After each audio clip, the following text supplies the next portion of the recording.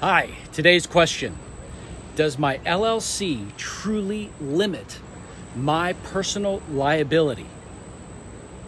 My answer, of course, is, well, it depends.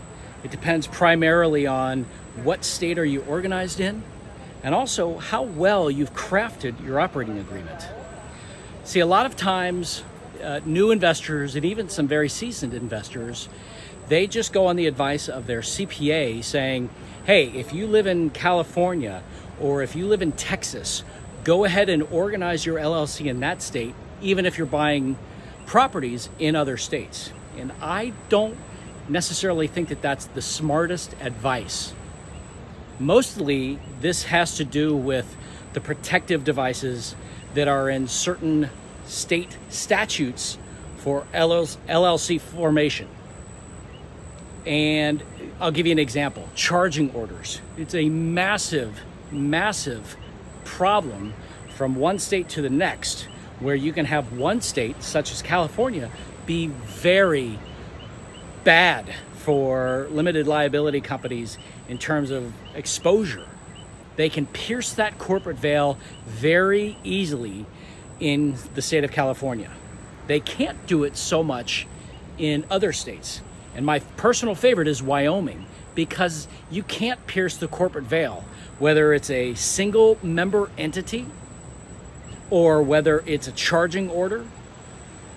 And so I think that those two reasons alone, coupled with some other reasons, really make it most important for me to organize my LLCs in Wyoming. There's a cost factor, there's an ease factor, but it really comes down to the protective aspects of that state's statutes for charging orders and single member entities, because we're buying liability insurance with this structure, with this entity. And if you have organized in a state that opens it up for additional liability, personal liability, you're not only doing yourself a disservice, you might actually be harming your partners in that California LLC.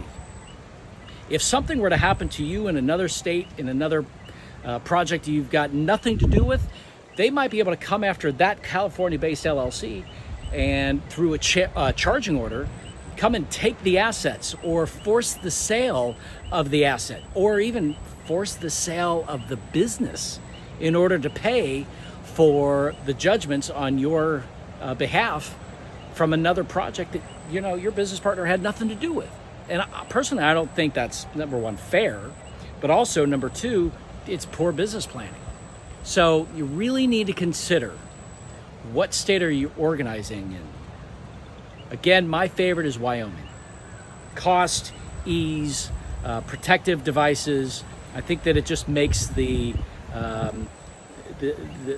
idea of a limited liability actually limiting of your liability. So don't just go with what a CPA says, or don't go with just what your lawyer says if you're just starting out. I want you to research, what are the charging orders, what's the charging order statute in your state? If you're in Nebraska, you need to go find out what the charging order law says if you want to really make sure that you're protecting yourself, your family, your businesses, and your business partners down the road. Think of that process as like finding out a better insurance policy that you would gladly pay $1,000 for every year on a $1 million house. It's the same idea. You want to limit the liability as best you can. So getting back to the original question of the day is, does my LLC truly limit my personal liability? You need to dive into that. The other aspect is, not only the state, but also the operating agreement. And you really want to make sure that your operating agreement spells out, who can do what, who the manager is, what are the rights and responsibilities of the manager, what can the members do, what does the majority have to vote on, what does what has to be unanimous, what about bankruptcy? If you've got a business partner and you're 50-50, who gets to choose if you guys can go into bankruptcy? That's a critical thing.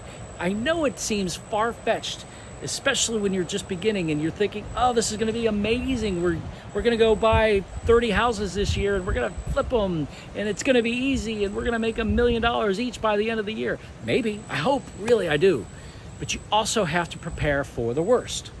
The worst is you guys can't finish this project or that project or any of your projects, and then you start to battle it out and you're starting to bleed money and you have no way to move forward. So you decide that you want to reorganize and you want to file Chapter 11. Well, Chapter 11, let's just say your operating agreement says we need a unanimous decision. Chapter 11 is going to be unavailable to you. So what do you do then? Again, these are things you need to think through when you're forming your LLC and why you want to form it with this person in this way, with these stipulations within the operating agreement. You have to have the right clauses. And I'm here to help. Ask me any questions below. I can't wait to serve, give you some more ideas on what's coming up in our next videos.